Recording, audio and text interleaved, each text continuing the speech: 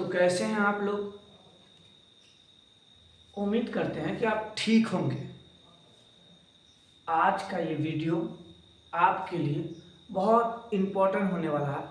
देखिए, ये NCERT math का दूसरा नंबर चैप्टर, जिसका अंग्रेजी में नाम है पॉलिनोमियल्स, हिंदी में इसको कहते हैं बहुपद। यह एग्ज़ाम के दृष्टिकोण से बहुत अच्छा चैप्टर है। कम कम लॉन्ग नहीं है, छोटा है मगर अच्छा है। इसलिए और ये इसका वेटेज माने एग्ज़ाम में इनका वेटेज कितना, तो कम से कम 12 से 13 नंबर का है।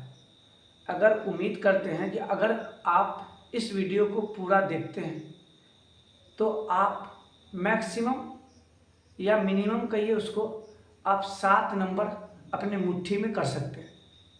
तो बिना देरी से मैं इस वीडियो को बनाता हूँ और आप देखिए, सीखिए। देखिए, बहुपद में होता है क्या, तो बहुपद में होता है चर मान। पहला होता है बहुपद में चर मान। अच्छा, हम लोग एक चर में बात करेंगे, दो चर में नहीं, एक चर में। ठीक, तो चर मान किसको कहते हैं? तो देखिए, हमारे पास जितना ए और B C D dot dot dot और भी जेड तक, उससे आगे भी आता, चलिए वैसा रहेगा तो चर मान कहा जाता है उसको। अचर मान किसको कहते हैं? इसमें दूसरा आता है अचर मान। देखिए, अचर मान जो है वो गिनती वाली संख्या है। क्या है? गिनती वाली संख्या, जिसे 1 2 3 4 डॉट डॉट अनंत तक जाते हैं। ठीक, अब इसमें एक और देखने वाला बात है कि इसमें आता है बहुपद का घात। बहुपद का घात, बहुपद का घात अंग्रेजी में इसे कहा जाता है डिग्री ऑफ ए पॉलिनोमियल्स। देखिए, यह क्या होता है? तो यह पूर्ण संख्या होता है। पूर्ण संख्या होता है, पूर्ण संख्या। अच्छा, पूर्ण संख्या कहते किसको है? तो आप बचपना में पढ़े कि प्राकृतिक संख्या के परिवार में आगे जीरो शामिल कर देने पर जो संख्या हमें मिलता है उसे पूर्ण संख्या कहते हैं। तो अच्छा, जीरो तो यस, तो क्या हो सकता है कि डिग्री मानी पावर जीरो भी हो सकता है, पूर्ण संख्या होता है तो पूर्ण में जीरो भी आता है। तो देखिए, हमने लिखा यहाँ पर x पर पावर 0, y पर पावर 0, 3 पर पावर 0, तो इसका मान कितना होगा? तो ये 1 के बराबर होगा। कितना? 1 के बराबर। आपने सीख लिया, बहुत अच्छा। देखिए, अब हमारे पास जो संख्या आता है तो आपको घात बताना, सिर्फ क्या बताना? घात। देखिए, हम लिखते हैं कि x पर पावर 0, y पर पावर 0, x पर पावर 2, y पर पावर -3। अब देखिए, फिर लिखते हैं हम रूट के अंदर x, फिर लिखते हैं हम 1/x लिखते हैं। आप हमको बताइए कि इसका घात क्या है? तो घात बोलिएगा 0 है। फिर हम बोलते हैं y का घात बताइए, तो आप बोलिएगा कि 0 है। तो क्या ये है? तो है। सुनिए, अब हम बताते हैं कि x पर पावर 2 मानी घात कितना है? तो घात बोलिएगा आप 2 है। अच्छा, यहाँ पर देखिए, हम घात पूछ रहे हैं तो बोलिएगा घात, आप बोलिएगा कि -3 है, मानी 3 है, -3 है। तो ये नहीं हो सकता ना, माइनस में आ गया। और हम लोग पढ़ रहे हैं पूर्ण संख्या, पूर्ण संख्या माइनस में तो है नहीं, कैसे हो जाएगा? अच्छा, यहाँ देखिए, जब हम इसको रूट से बाहर निकालेंगे तो इस पर आएगा 1/2। अच्छा, ये भिन्न संख्या है, ये तो हो ही नहीं सकता, ये तो हो ही नहीं सकता। अगला देखिए, अगर हम इसको पलटी करें तो x पावर -1 आएगा, ये भी नहीं हो सकता भैया। आप सीख गए कि अगर हाँ क्या 7 या 2 ये बहुपद है, तो बोलना है, क्योंकि यहां पर 9 पूछे तो 1, तो गुणा करेंगे 1 से तो यही हो जाएगा x आ। अगर आपको बोला जाए कि नंबर दे दे √2 बहुपद है तो है, कोई सोचने वाली बात नहीं है। अगर यही में इसके साथ जोड़कर x लगा दे, अब पूरा में कर दे आपको, तो फिर नहीं हो सकता ये बहुपद। थोड़ा प्रैक्टिस की चीज है, दिमाग में रखने वाली बात है, आप रखिए तो आपको समझ में आएगा। देखिए आगे हम चलते हैं कि बहुपद का बंटवारा। तो बहुपद को बांटते हम लोग 2 तरीके से। कितने तरीके से? तो 2 तरीके से बांटते हैं। देखिए, तो बहुपद लिख सकते हैं हम लोग बहुपद का प्रकार, बहुपद का प्रकार। अच्छा, पहला जो होता है पद के हिसाब से बांटते हैं। दूसरा जो होता है घात, किसके हिसाब से? घात के हिसाब से बांटते हैं। किसके हिसाब से? घात के हिसाब से। देखिए, पद x लिखे, ठीक, उसका लिखे x प्लस का 2 लिख दिए। फिर हम लिखना चाहे तो 2x² माइनस का 8x, 2x² माइनस का 8x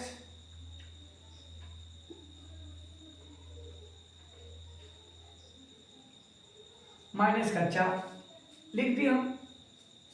देखिए, तो इसमें कितना पद है? तो हम सब बोल सकते हैं एक पद ही।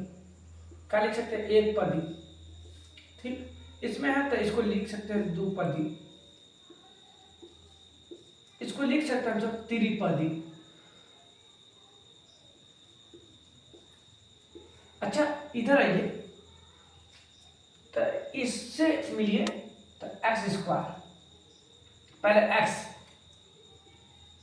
जिस पर पावर 1 रहेगा वो रैखिक बहुपद कहलाता है, रैखिक कहलाता है। जिस पर पावर 2 आ गया ये दुर्घात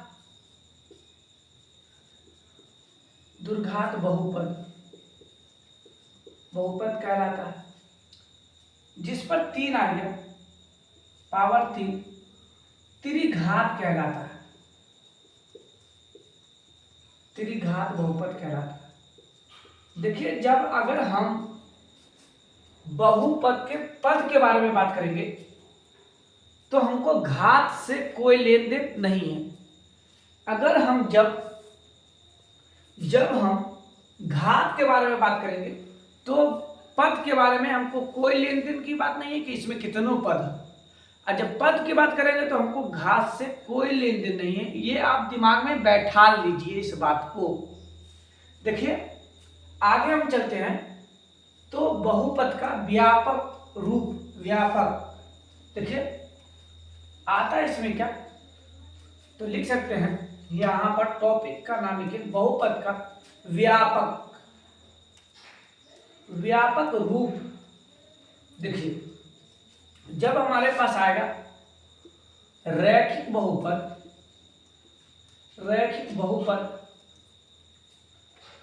जब हमारे पास आएगा रैखिक बहुपद तो हमारे पास इसका व्यापक रूप कैसा आता है? तो याद कर लीजिए ax प्लस का क्या b। हम लोग लिख सकते हैं भाईजान, बड़े भैया, हम सब लिख सकते हैं। अपने हाथ में कलम को पकड़िए, आप खुद लिखिए, आप कॉपी पर। देखिए, जहां a नॉट बराबर जीरो, ए नॉट बराबर जीरो। देखिए, देख लीजिए बड़े भैया, देख लीजिए, दुर्घात क्या लिखते हैं, दुर्घात बहुपद, बहुपद। इसका व्यापक रूप जो होता है भैया वो होता है ए एक्स स्क्वायर प्लस का बी एक्स प्लस का सी, है ना। याद रखिए, ए एक्स स्क्वायर प्लस का बी एक्स प्लस का सी, यस, याद कर लीजिए मेरे साथ, है ना। अब लिखते हैं तिर्घात, तिर्घात बहुपद। तिर्घात बहुपद का मानना देखिए कैसा रूप होता है, तो ए एक्स क्यूब प्लस का बी एक्स स्क्वायर प्लस का सी एक्स प्लस का डी। अगर आपसे पूछे ए बी सी क्या है इसमें, तो आपका जवाब आना चाहिए भाईजान कि यह एक वास्तविक संख्या है। क्या है? वास्तविक संख्या है। इतना बात समझे। अगर लिखना चाहते हैं तो लिखिए, मिटाए इसको। देखिए बड़े भैया कि अगर आपको आ जाए, मैं सिखा रहा हूं, सीखिए आप। अगर आपको पास आ जाए, आपके पास आ जाए कि बहुपद के शून्यक या शून्यक ज्ञात करें, सिंपल सा पढ़ते अभी, शून्यक ज्ञात करें, ज्ञात करें। अगर आपके पास दे दे, तो आपके पास दे दे x प्लस 1, शून्यक ज्ञात करना आपको, तो कैसे ज्ञात कीजिएगा। मैं छोटा छोटा स्टेप से आगे बढ़ता हूं, कम से कम 3 क्वेश्चन को बनाता हूं, उसके बाद फिर अगला पॉइंट की तरफ चलेंगे। देखिए, x प्लस का 1 बराबर का 0, x बराबर 1 को उठाकर उस पार ले जाइए, बराबर के उधर, तो माइनस का 1। क्या आपने सीखा कि x का मान निकला माइनस का 1। चलिए अब देखिए हमारे पास आता है क्वेश्चन, बहुत अच्छा सा क्वेश्चन आता है। देखिए कि 9x स्क्वायर प्लस का या माइनस का 16 ले लीजिए। कैसे इसको बनाइएगा, इसका शून्यक कैसे ज्ञात कीजिएगा, सीख लीजिए भाईजान, बड़े भैया। देखिए 9x स्क्वायर माइनस का 16 बराबर का 0 मानेंगे। देखिए अगर बोला जाए कि 9x स्क्वायर बराबर का, ये माइनस में उधर जाएगा 16, तो प्लस में हो जाएगा 16, यस। देखिए एक्स स्क्वायर बराबर जिस पर से हटा वो नीचे, जो ऊपर है वो ऊपर लिखेंगे। फिर एक दफा ध्यान दीजिए, यहां देखिए कि अगर हम इस पर का x के ऊपर का स्क्वायर को हटाएं तो इधर चढ़ जाएगा, क्या चढ़ जाएगा, रूट। क्या चढ़ेगा, रूट। तो यहां पर 16 अब बट्टा में 9 लिखेंगे। बड़े भाजन, बड़े भैया देखिए x बराबर, अगर इसको हम रूट से बाहर निकालें तो प्लस माइनस 4/3 आएगा। क्या आपने सीखा, बोलिए क्या आपने सीखा। अगला क्वेश्चन दिया जाए तो देखिए आप मेरे साथ शून्यक ज्ञात करना सीख रहे हैं। अगर हम आपके पास क्वेश्चन दें 49x स्क्वायर माइनस का 81, आप हमें इसका शून्यक ज्ञात कीजिए। वीडियो को पॉज कीजिए, रोकिए और आप शून्यक ज्ञात करके दिखाइए हमको। चलिए कर लिए तो मिलाइए। देखिए 49x स्क्वायर माइनस के 81 बराबर का 0 माना, 49x स्क्वायर माइनस में 81 है, उस पर उठा के ले जाइए तो प्लस में 81 हो जाएगा। यस, एक्स स्क्वायर देखिए जिस पर से हटा वो नीचे चला गया, जो ऊपर है ऊपर रह गया, जो ऊपर है ऊपर रह गया। अगर बात किया जाए एक्स स्क्वायर पर से, एक्स के ऊपर से स्क्वायर को हटा दे तो देखिए इस पर चढ़ जाएगा रूट 81/49 आएगा। जब हम इसको बाहर निकालेंगे रूट से, बोलिए कितना आएगा 81। तो यहां पर पहली बार आएगा प्लस और माइनस आएगा। देखिए 9 आएगा, अब प्लस बट्टा में 7 आएगा, 7 7 49, 9 9 81। इतना सीखे, शून्य निकालने आ गया। बोलिए, तो मैं यहां पर का ऊपर के टॉपिक को, पॉइंट को चेंज करते हैं और आपको दूसरा चीज सिखाने की कोशिश करते हैं। सीखिए, क्या इसको मिटाया जाए? देखिए, अगर आपको 2 चीज दे दे, बोलिए कितना चीज दे दे? 2 चीज, आपको कॉमन निकालना है, कॉमन ज्ञात करें। अब कॉमन कैसे ज्ञात किया जाता है? कॉमन ज्ञात करें। देखिए, कॉमन ज्ञात करने के लिए आपको अगर क्वेश्चन दे दिया जाए 4x प्लस का 8, कैसे निकलिएगा कॉमन? बोलिए, कैसे निकलिएगा कॉमन? अगर यहां पर क्या दिया जाए तो कैसे निकलिएगा कॉमन? हाँ, निकल सकता है, तो बोलिएगा कैसे? तो देखिए, अगर इसके पास संख्या है, x नहीं है, इसके पास संख्या है, x है, तो कॉमन हमेशा 2 चीज में देखेंगे। दोनों में जो रहेगा, या दोनों रहेगा तो दोनों का निकाल लेंगे। तो देखिए, इसके पास संख्या है, इसके पास भी संख्या है, तो सिर्फ संख्या यहां पर कॉमन निकलेगा। देखिए, तो यहां पर अगर हम 4 समुच्चा कॉमन निकाले इधर से, तो यहां पर देखिए x बच गया, तो x को अंदर लिख दिए, x प्लस, देखिए यहां पर क्या है 8, क्या है 8। अब इधर से निकल गया तो 2 बचेगा, सीख गए आप। चलिए अगला कॉमन निकलिए, हम आपको देते हैं, आपको हिम्मत देते हैं हम, निकलिए माइनस का 5x अब माइनस का 10 कॉमन निकाल के दिखाइए। आप क्या निकाल सकते हैं आप?